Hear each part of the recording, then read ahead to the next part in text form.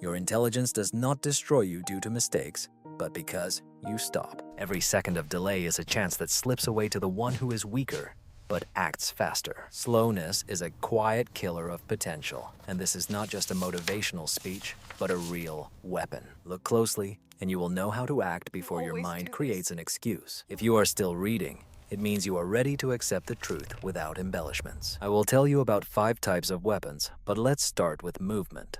For movement changes our consciousness. Most men lose years not in battles and defeats, but in the pauses between actions. Procrastination is not just laziness, it is paralysis. And paralysis steals life, taking second by second. But slowness has a weakness. It disappears the moment you start to act. Not tomorrow, not later, now. So before continuing, start moving. Straighten your back, roll your shoulders until they click. Press your feet into the floor. Take a deep breath through your nose and exhale through clenched teeth, as if spitting poison. This is your first strike. You have just proven to your nervous system that you can act on command. Now listen further. This is not a theory, but real weaponry. I will give you 5 secret protocols that will disable procrastination, make your brain obey, and turn any delay into betrayal. If you seek not motivation, but a reset, stay here. And while you stay, do not freeze. Knock your fist on the table, tense your legs, clench your jaw, tie this to movement, because when we finish, every second of delay will feel like weakness, and weakness is unacceptable. Procrastination exists only because you made it invisible. When you hesitate, no one reproaches you. When you lose a watch, no one notices. What is hidden seems safe, but throughout human history, safety has never led to progress. Thousands of years of survival meant only one thing.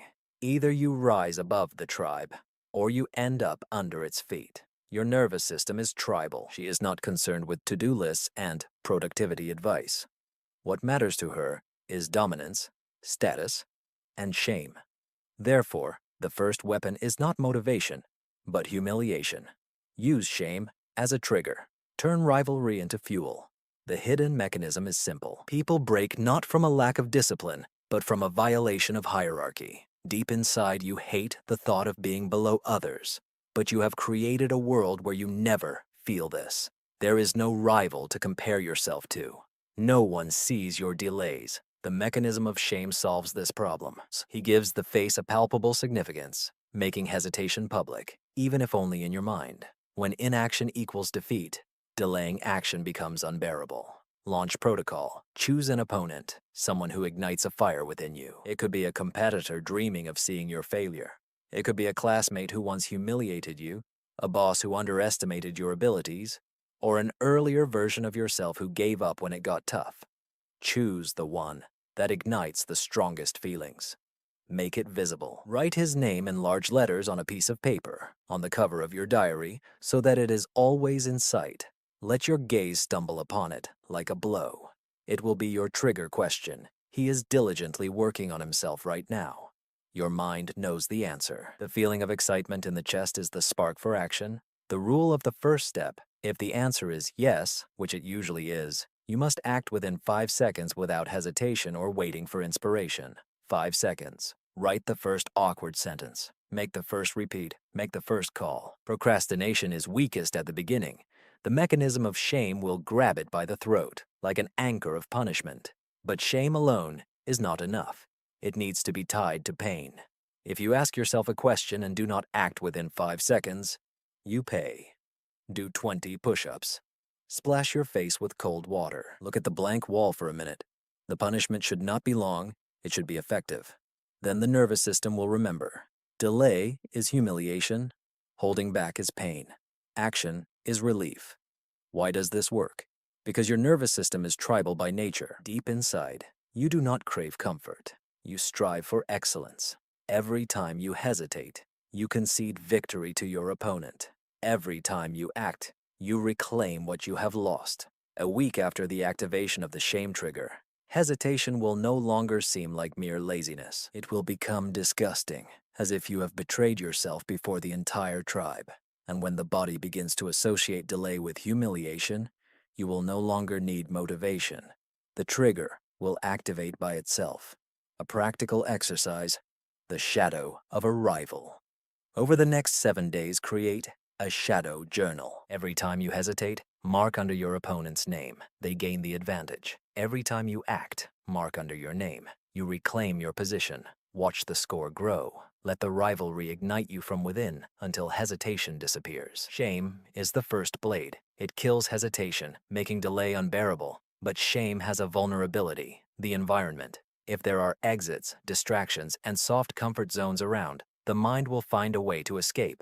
Therefore, the second step is ruthless. It does not shame you into action, it drives you into it. No exits, no escapes, only forward. Procrastination feeds on choice. Every time you delay, the thought echoes. Later, after a snack, after one episode. Choice seems safe, but in war, it kills. A soldier who hesitates gets shot. The gladiator who waits receives a blow. And every time you leave a backup option for yourself, you get a new wound. The zero-choice protocol destroys this at its root. It does not motivate you to work harder. It creates a cage so narrow that the nervous system has no way out, only forward. The main principle: a person hates limitations, but it is limitations that create concentration. When there is only one path, energy flows into it completely, without leaks, without side doors, without doubts. The zero-choice protocol clears all exits until the mind grasps the truth. Execution is oxygen, hesitation is suffocation, and the process itself is a tuning protocol. Eliminate unnecessary distractions before starting work. Clear the space. There should be no open tabs, ongoing projects, food nearby, or quick breaks. If the mind sees an opportunity to escape, it will take it. Remove all excess. Apply the rule of a single tool. Execution becomes easier when using one means. Write only in one notebook or document. Learn from one textbook or application. Train with one exercise and one timer. Allow yourself a few variations. This will open doors to escape. You become a hostage of your environment. Find a place to focus on one task. A corner with a single tool. A chair facing a blank wall. A tape on the floor defines a space from which you cannot escape until you finish. You don't need freedom, you need capture. A binary frame. Define the day ruthlessly. Either you accomplished the task or betrayed yourself. No, tried. No, worked a little. Only two options: success or failure. Introduce a system of punishments. This will be an iron barrier, making the cage real. Violate the zero-choice protocol. Pay immediately. Deduct $20 from the account. Take a cold shower for 2 minutes. Write to a respected person: I let you down today. The mind must understand that escape will be more painful than execution. The practical exercise is the box method. Take a cardboard box or outline a square on the floor. Sit inside with only one tool: a laptop, a notebook, and a timer. No water, no food, no distractions. Don't go out until you finish the task. It sounds crazy, but that's why it works. The mind stops bargaining when it realizes that exchange is impossible. Why is this effective? Because procrastination lives on the illusion of freedom. It makes you think you have a choice, while in reality, you are bound by chains of options. The zero-choice protocol changes this situation. You create the chains yourself, but in one direction, with no side paths, no second chances, only actions. At first, it suffocates, but after a few sessions, it liberates. You stop wasting energy on thoughts. You act because there is no other way. This is how monks endure silence. This is how prisoners survive in isolation. This is how elite fighters train under unbearable pressure, not because of freedom, but due to its absence. Shame compels you to begin. The zero option supports movement, but there remains one weak link: personality. Even if you eliminate all exits, your nervous system can sabotage you if deep inside you still consider yourself a person who procrastinates. Therefore, the third step is decisive. It not only compels action, it rewrites your identity. If you are ready to burn all bridges today, be prepared, as there will be no return. Here is the hidden truth. Procrastination is not a problem of time. It is a problem of identity. You hesitate not because you don't know what to do, but because deep inside you consider work as something optional, a task, a goal to return to when you feel like it. But identity cannot be optional. You don't try to breathe. You breathe because you are alive. You don't try to dodge the blade. You move because the instinct for survival is embedded in you. The trigger of identity operates on the same logic. When action becomes part of yourself, delay stops being just a mistake. It turns into a betrayal of oneself. Procrastination is no longer a failure, but becomes a betrayal. The main principle is that people can break promises and miss deadlines, but betraying one's identity leaves the deepest wound. The nervous system is designed to protect what you call your self. Therefore, the most dangerous thing you can do is not set a goal, but declare your identity. When your nervous system is convinced that you are someone who acts without hesitation, every second of delay feels like a knife wound. How do you establish a trigger for identity? It is necessary to reprogram the language. Words shape identity. Stop saying, "I need to finish the report," or "I have to go train." Start saying, "I am the one who acts first," or "I am the one who does not miss." The nervous system believes in repeated affirmations. The Maurer Oath. Every morning, look yourself in the eyes and say one phrase until you feel a vibration in your chest. I am a machine. I am a person who does not wait. The spoken identity rewrites faster than silent intention. Create a ritual trigger. Headphones, hood, ring, sound. When the ritual is active, the fluctuations disappear. You stop being yourself and become the embodiment of action. Make a list of betrayals. Each evening, record the moments when you betrayed your identity for vague justifications and concrete betrayals. This shame will burn the fluctuations from your nervous system. Victory journal. Mark each completed action in a separate list. In a week, you will see the evidence. I am no longer the one who hesitates. I am the one who acts. Practical exercises. Alte ritual. Choose a signal. Hood overhead. Clenched jaw. One song on repeat. Train until the ritual switches you instantly. Betrayal against evidence. In the notebook, 2 columns. One for moments of betrayal, the other for acts of execution. Every day, see who wins. The mirror test. Before starting work, ask yourself, if I slow down now, will I betray the person in this mirror? Disgust will burn procrastination to ashes. Why does this work? Because procrastination is not weakness, but a mismatch of identity. You want results, but your inner image still allows for delays. The identity trigger closes this gap.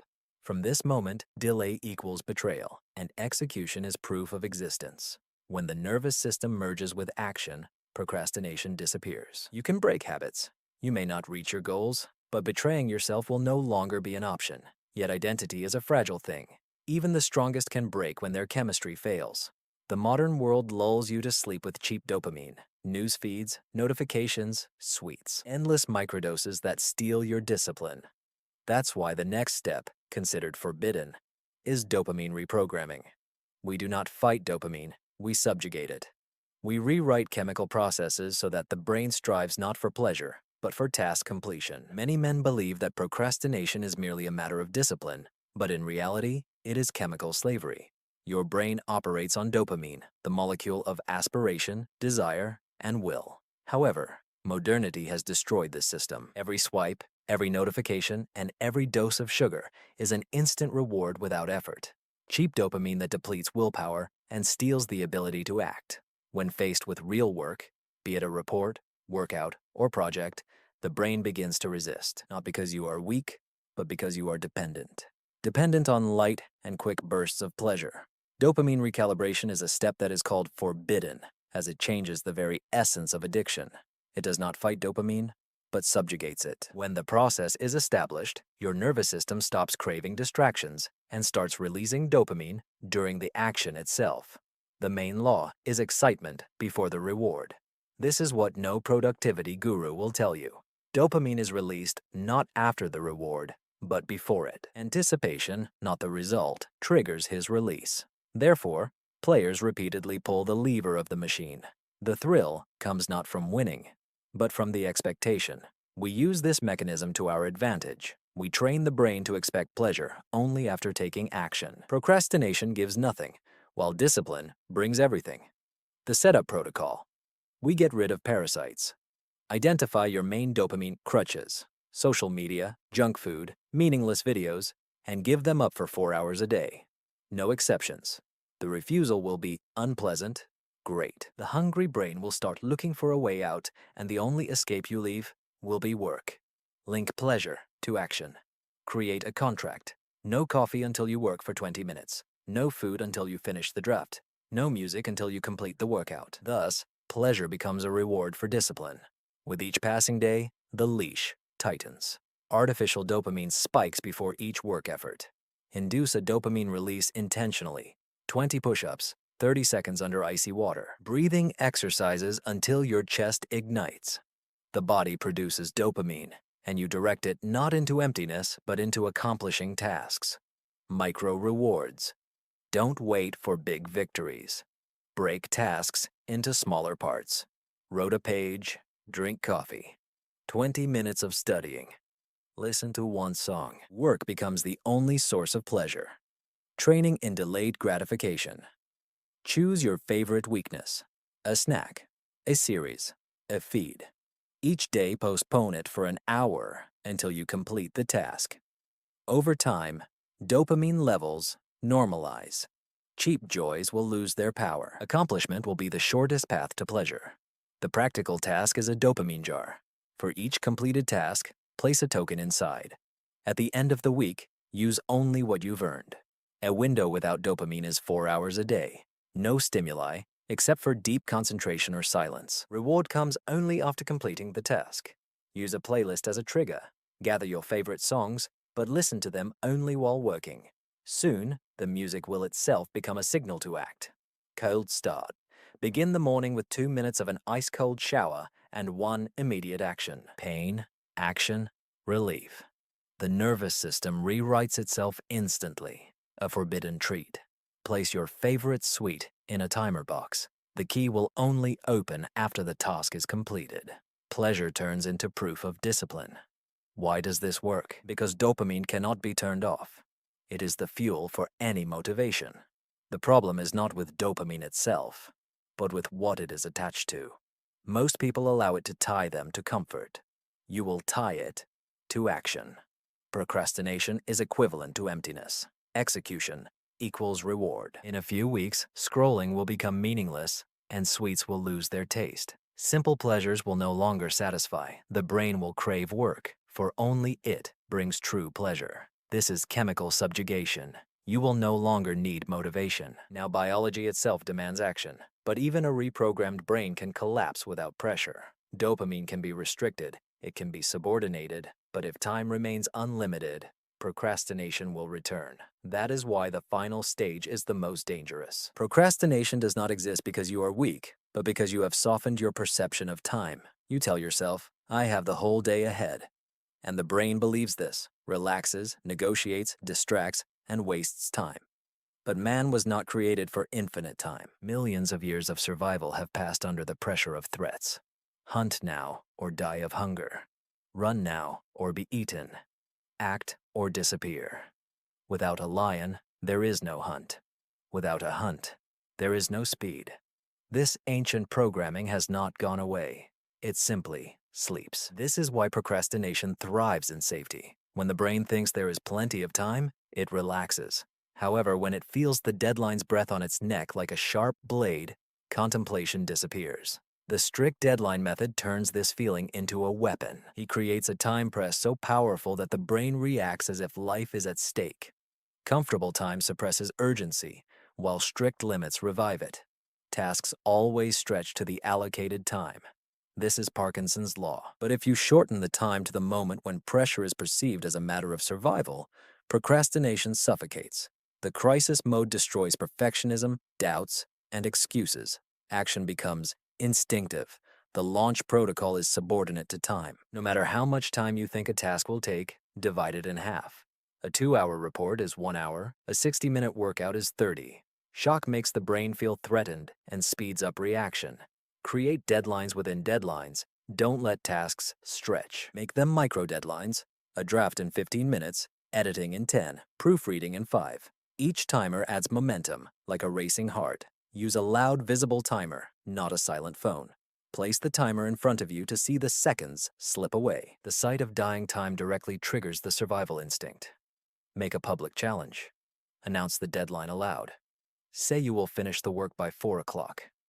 Now failure becomes not just a personal defeat, but a real shame. The fear of disgrace accelerates the pace of work.